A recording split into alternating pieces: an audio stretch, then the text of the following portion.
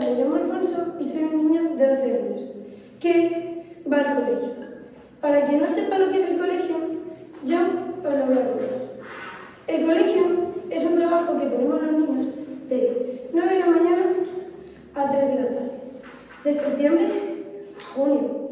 Sí, con vacaciones, pero de cobrar ni un céntimo.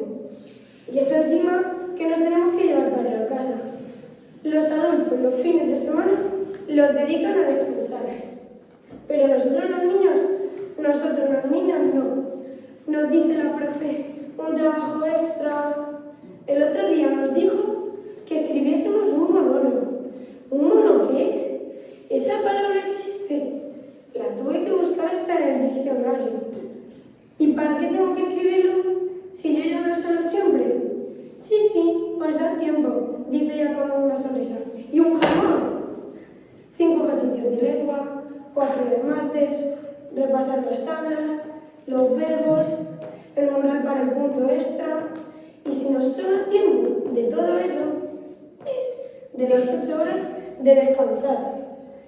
Y encima nos tenemos que llevar una mochila de 45 kilos. Y mi padre, siempre que va a trabajar, solo se lleva un tupper con la tortilla.